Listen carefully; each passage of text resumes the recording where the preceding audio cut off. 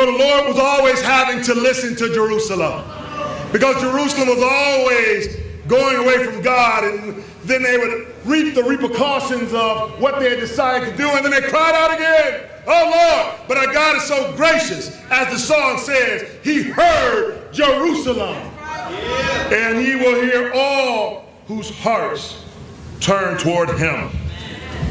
Man, y'all remind me of the old Baptist church I used to go to. Y'all got fans going, paper plates going, anything you can find going. Y'all getting, you know you're getting hotter because you're making your hand work. You're getting this more, right? You know, I thought that was hilarious, you know, watching everybody back there. This is my second time preaching. I look like I just jumped into a swimming pool, but I don't feel like one because this is hot. The pool is cool. This is still very, very, very, very hot. But I'm excited for today. I don't know about you, but I'm glad to be a Christian. Many use that word very loosely. I'm a Christian, but have no Christian activity. I'm glad to be a Christian that is working hard to walk in the way of a Christian. As 1 John 2:6 says, if we claim to be in him, then we must walk as Jesus walked. That's when you know you are a Christian. It's not about perfection. It's not about being better, but it's about being obedient. It's about being obedient.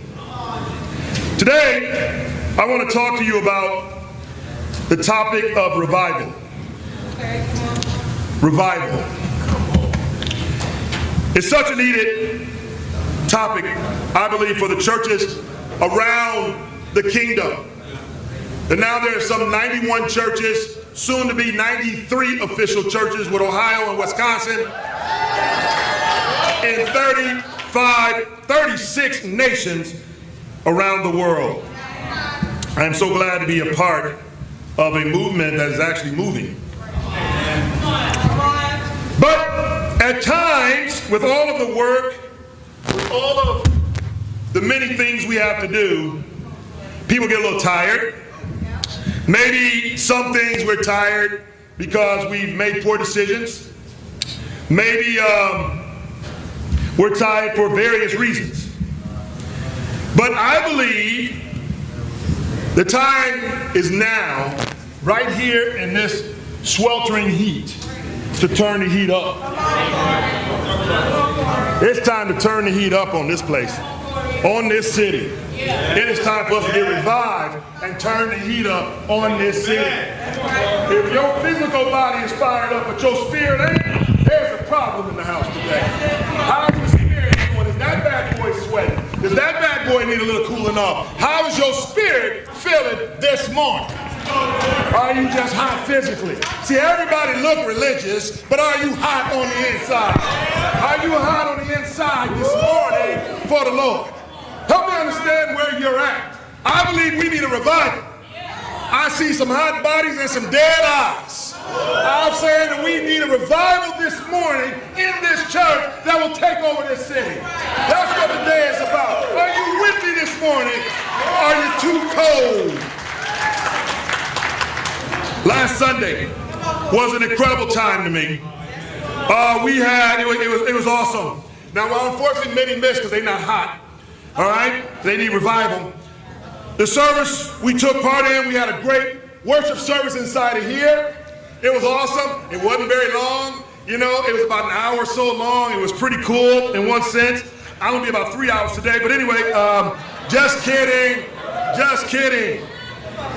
But we had a great worship service. We learned about transforming grace through the cross.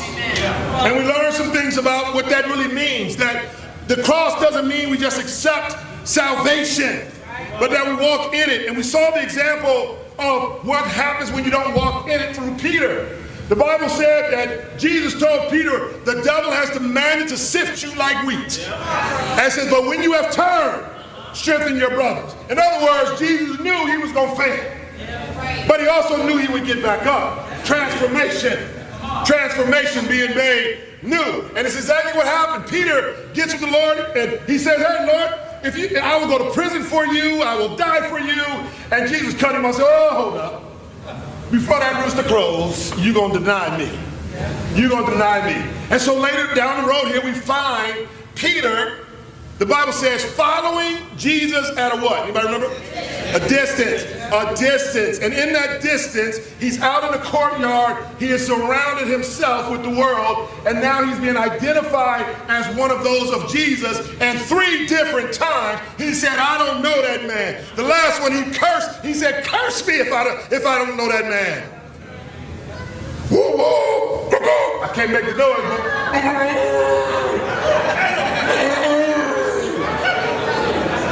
Any of y'all been hearing a rooster crow?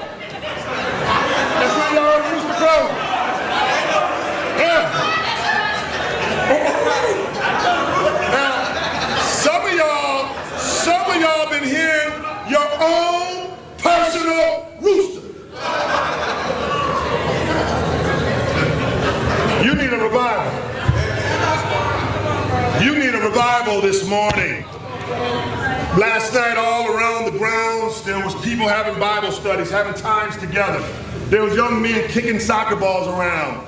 Then there was some dudes here attempted to play some basketball. They was doing all right. They was doing all right.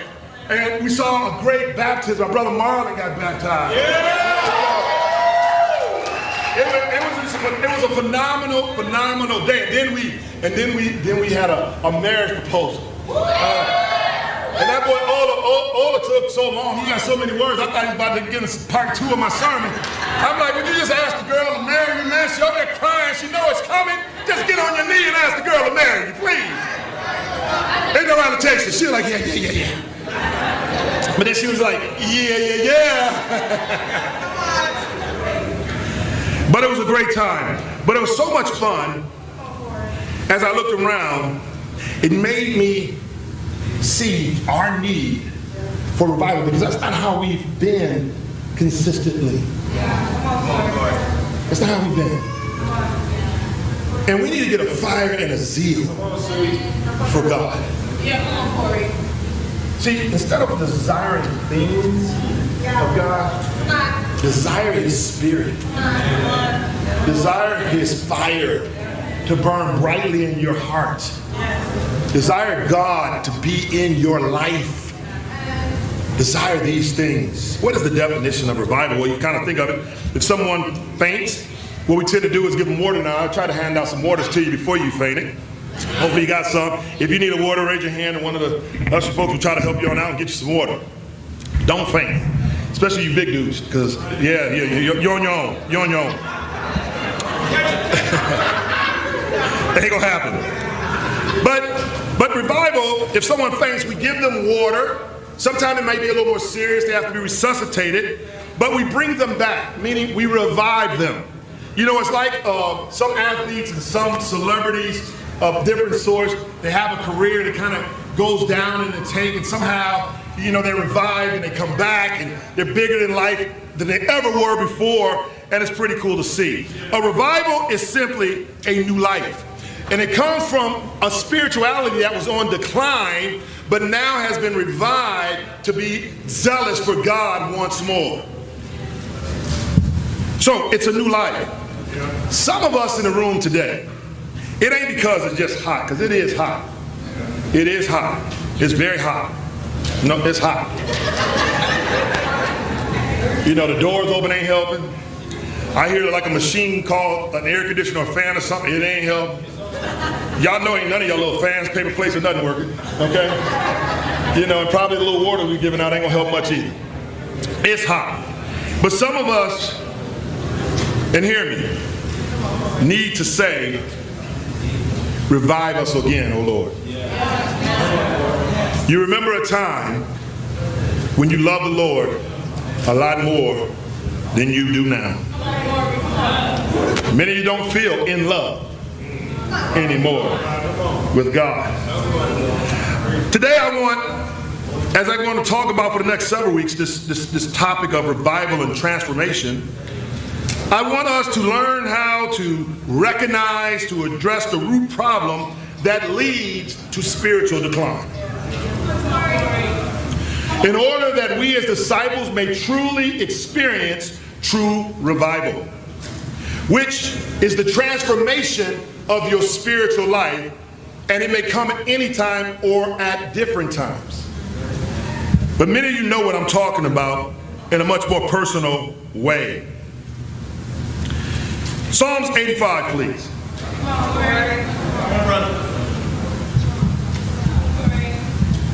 You know, virtually every revival recorded in Scripture was introduced with a crisis on the part of God's people that drove them back to Him.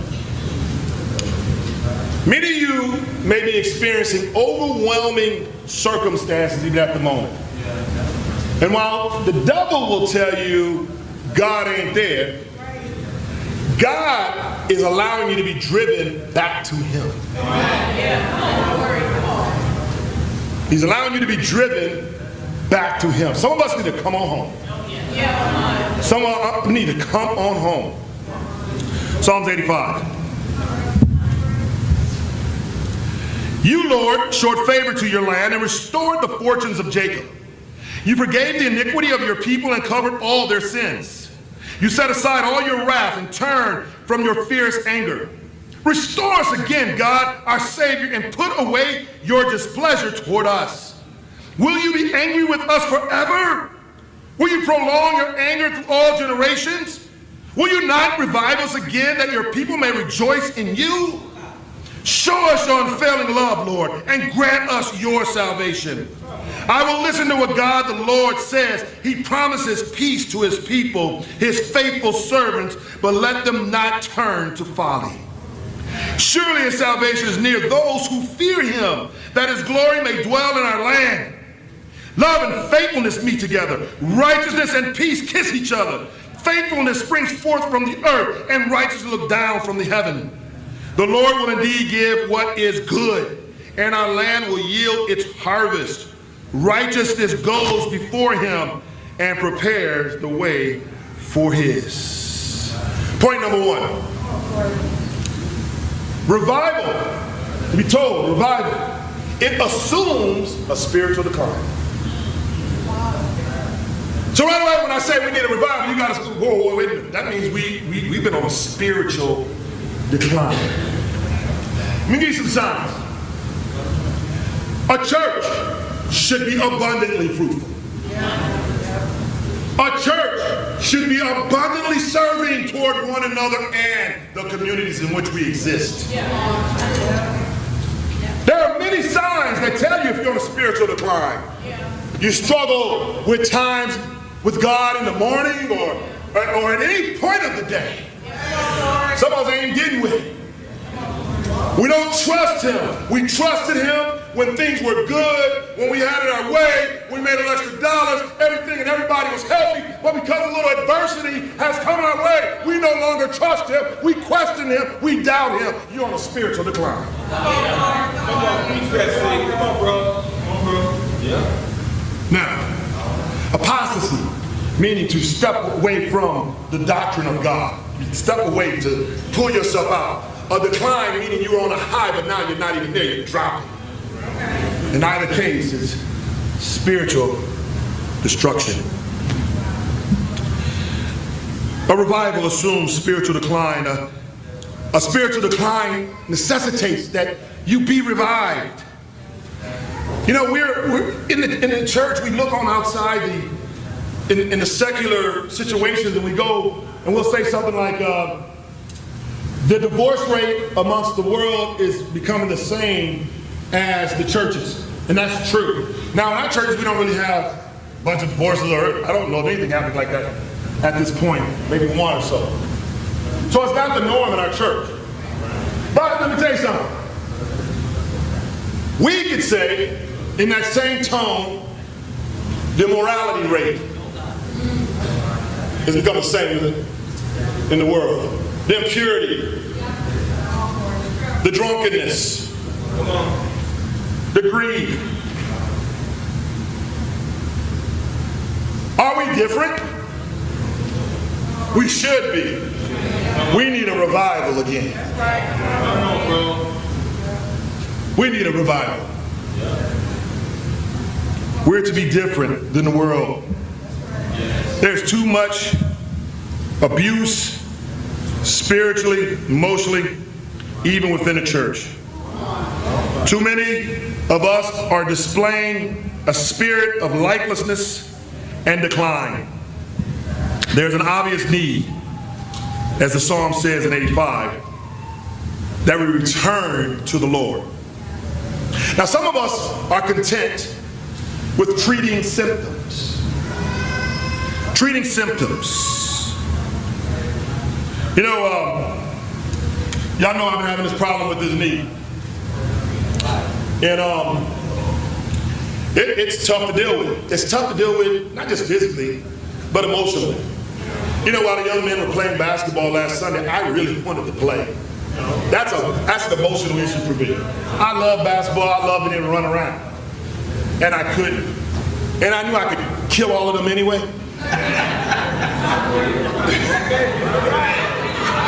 The Lord said, we're going to keep them humble. You can't play today. You got to watch.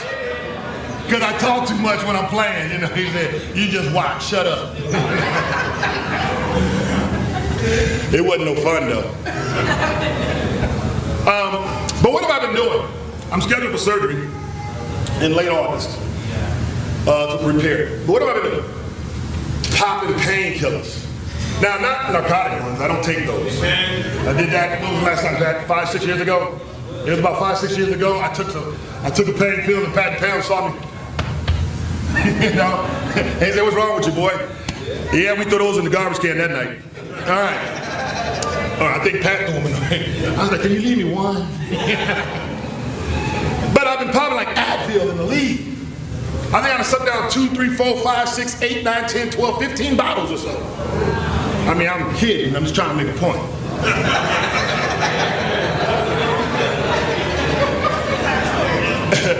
The point here is it's way too many. And while I feel better in the moment, like I'm able to move right now.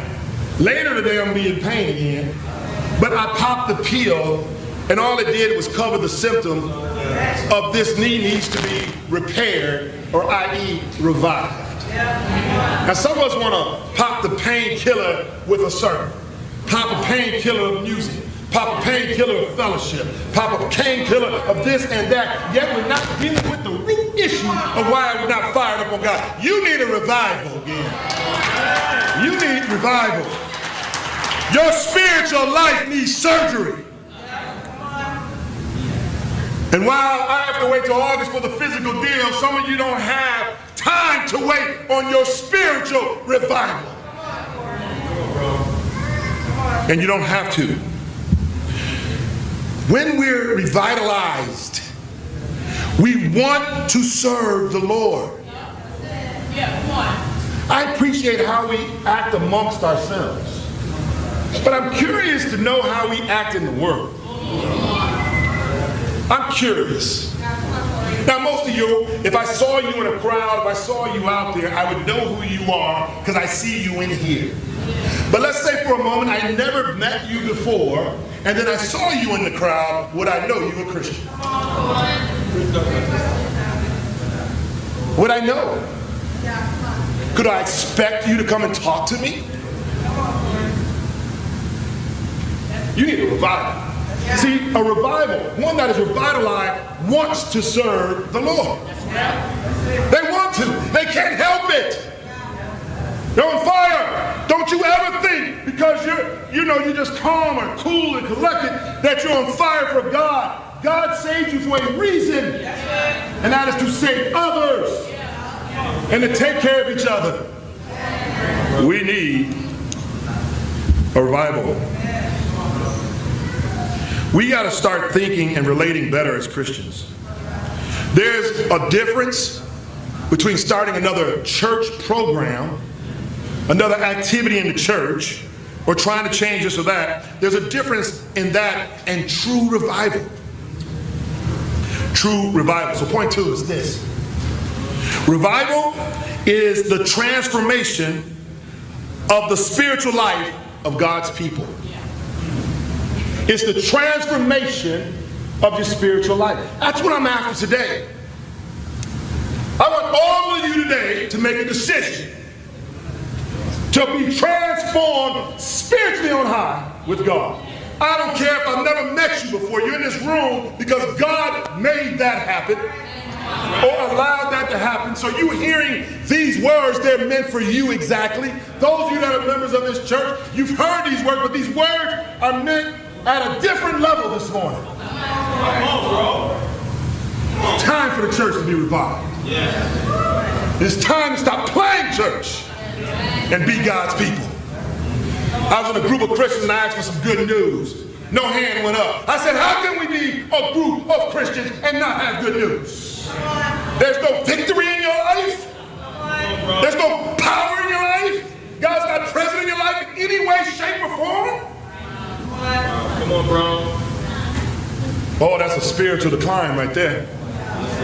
And it necessitates revival. God's people must get reconnected to Him. Must be. Now, connection can be lost for many reasons. Sometimes teaching, sometimes health, many things. But the main issue of lost connection with God is carelessness. It's carelessness. It's carelessness. And revival must happen if it's going to happen in Chicago.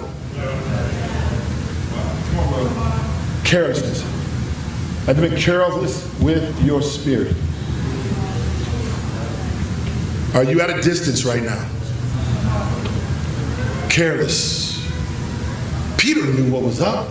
Peter was radical. Peter cut off people's ears for Jesus. Peter was radical. Peter ended up upside down on the cross. But when he sinned, or when his spirit was done, where did you find him? At a distant place away from Jesus. Carelessness. Carelessness. Nobody's fault but his own. Our spiritual lives must be transformed. Now, there's a misunderstanding that revival is a very easy thing to do for a Christian. Like you think you just turn it on and turn it off because you've chosen. If you listen to the Psalms real closely, it tells them to come back to the Lord for revival. Come back to the Lord for revival. And that's what we must do. Stop the carelessness. Pick up responsibility for your Christian walk and return to the Lord. Point 3.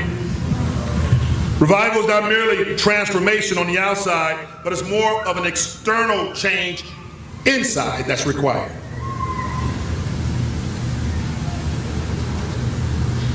Transformation, if you remember, like we talked about last week, you know, it's like, what's the Transformers? Y'all remember that? You know, they hide in blind sight, and they're dirty and grimy and everything, and then all of a sudden, they start changing. And then my boy Optimus Prime come out. Some of y'all, you know you can't be out, y'all bumblebees, but you know, Optimus come on out. And that voice on Optimus Prime. Everything changes. It's pretty cool. You hear all that coming in the room. And everybody knows he's a bad boy, right? Some of us, though, try to transform like that. The Autobites, of course, is a fictional story, and it's not a spiritual principle, but these things are aliens that have come and now they protect the human race.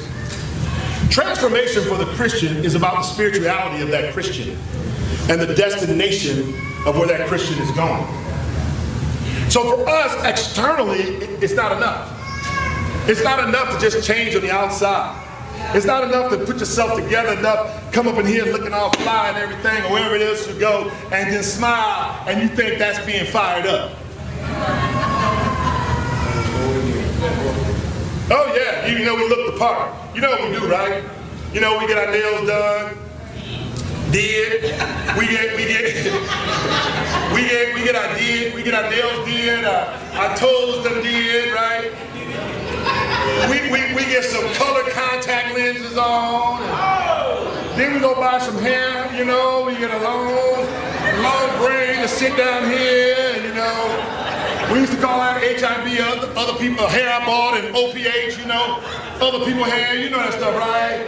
And we put all that on and put like a paintbrush of makeup, you know. We do all that kind of stuff. We go spend like hundreds of dollars on some Gucci and Saint Laurent and everything, because we want people to think we got a little money. We ain't got no money. We got a watch with no food to eat, you know. You know how it goes, right? You know, we'll make that payment on that piece of merchandise, but won't pay the rent. About to get evicted over a watch. You know what I'm saying?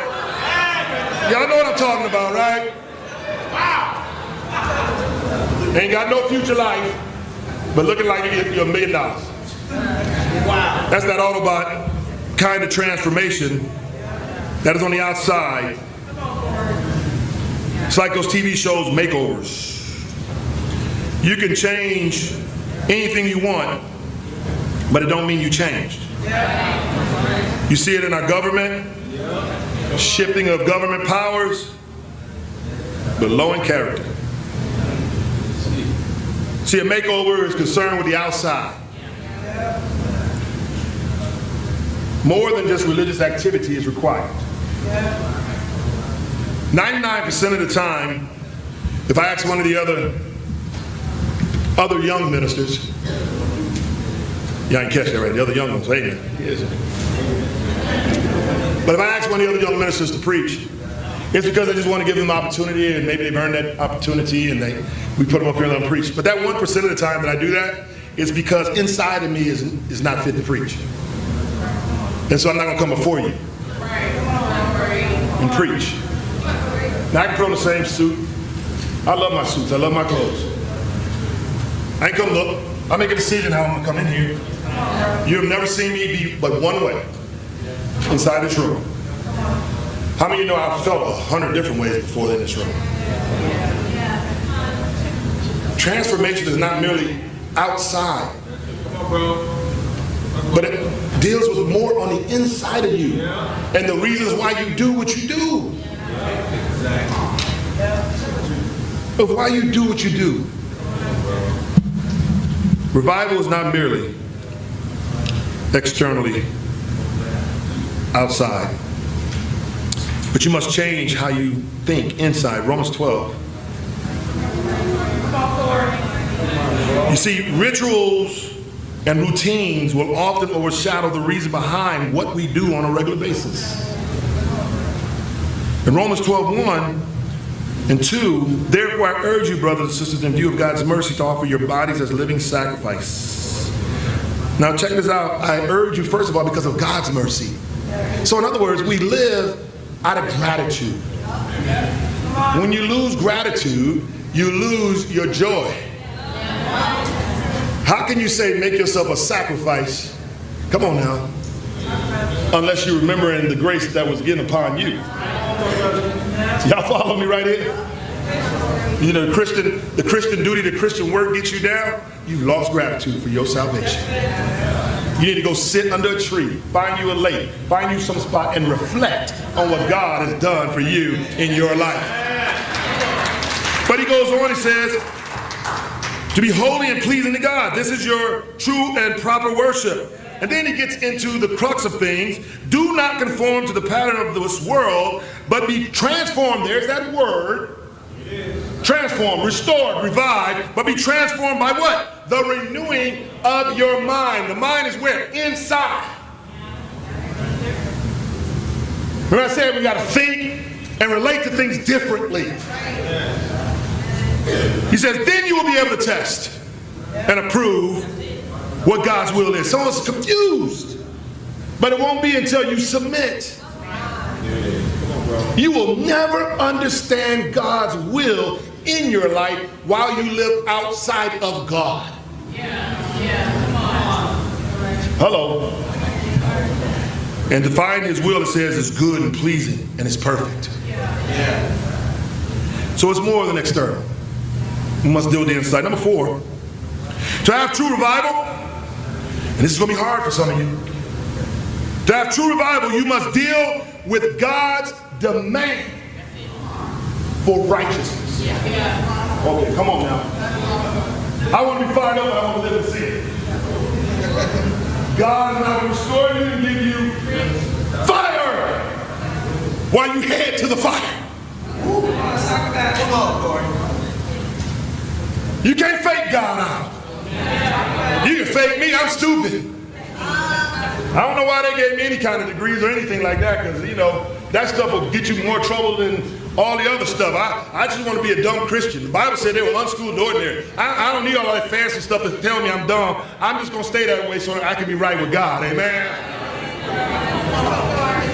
That's for all you educated people that put your hope into all your education. Actually, you need some education spiritually.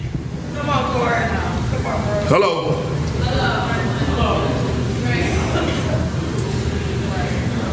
The need for revival always springs from some sort of idolatry. Something that we have placed in the place of God. Let me say clearly, things won't fix you. Your revival is needed because the true God has been replaced with a false God. Our thoughts don't prove our allegiance to God, our actions do. God's divine plan of righteousness must be dealt with in order for you to be revived.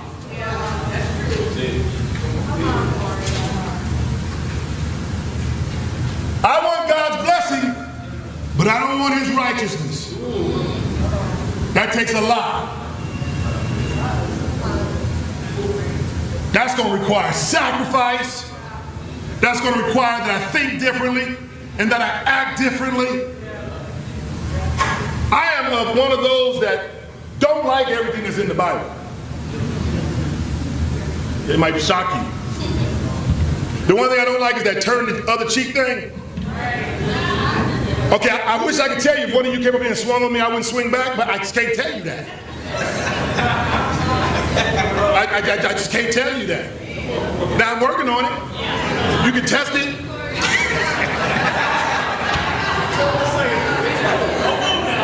But I'm trying. Woo. I'm trying.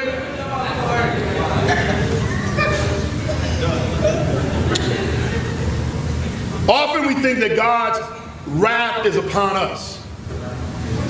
But that's not true. God's wrath is against sin. And whatever area of your life you've allowed that to be. So we don't address our sin issue or our righteousness issue. Why? Because it's uncomfortable to take a square look at yourself. And sometimes even when we look for some place to set the blame for what we see. Instead of taking full responsibility as one that has a personal relationship with God. See, change, revival is an inside thing. It's an inside thing. We are who we are because we choose to be. Make no mistake about that. My mother taught me that as a young boy. She said, never blame anyone for your circumstances. Never blame anyone or anything. She says, for when you do, you have now handed over all your power to change yourself. As long as you point a finger, as long as you make it about something or someone else, you can no longer change yourself because you're too busy having to wait for them to change.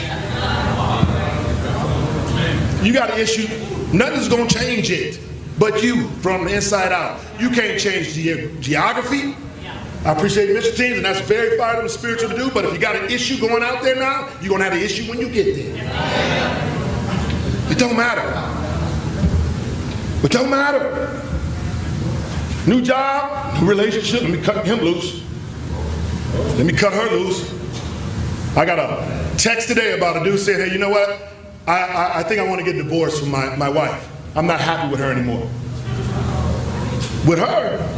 The mere fact that you would say that tells me you're the issue.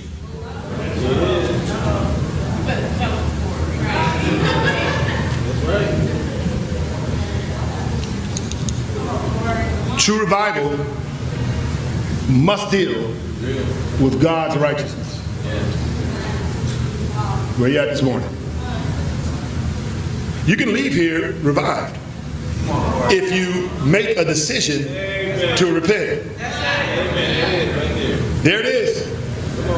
Then you, in this heat, can cool off. I tell you, as I started the song, a little bit of the background, and we'll be done. It's hot in here. I'm gonna let you go. Actually, I just want to get out of here. I'm just teasing. I gotta tell the truth, right? Well, hey, man. A little TMI, right? I know. Let me get a little background for this passage. Y'all know y'all can't do a crazy world second, right? Okay, let me get a little background here. Israel has always been a nation that's idolatrous of God. They would let all kind of idols and things alive. They would move to other lands and pick up those habits, marry those women, do those things, and constantly they were always stepping away from God. Always. And so God in this time right here, he says, look, you're gonna be I'm gonna let you go into captivity here, and I'm gonna send old King Nebuchadnezzar, and he's gonna come and get you. You guys are gonna be in captivity about 70 years. And then I'm gonna come back. But all along, for 70 years, I'm gonna let your little butt stay where you're at, all locked up in prison and messed up, while you cry on out to me. Now I hear you, but I ain't coming until this time frame is up. You know, at one point, they made him walk around that desert. How long? Yeah, God don't play. He can give you a serious time out. But then listen what God does, guys, because this is where we come in for our landing right here this morning. For those of you that need revival, some of you may be doing exceptionally well. Some of you not even in the ballpark. You don't even know the Lord, so you don't have no clue what I'm talking about. Some of you not committed to him, you ain't walking his way, you have no clue what I'm talking about this morning. Some of you coming in a bad way, you have no clue. I'm talking German to you right now. Because you're not going to understand this message. You're not going to stand there until there's some revival in your heart or a commitment to change. And so right here, we find something. If you cry out, as Israel did, go find your corner, go find your group, go find your friends, your family. Cry out before the Lord. Lord, revive us again. He will come to you. But it has to be you going to him to find your revival. Are you ready for a revival this morning, church? Then stand up with me and cry out and say this. Lord, revive us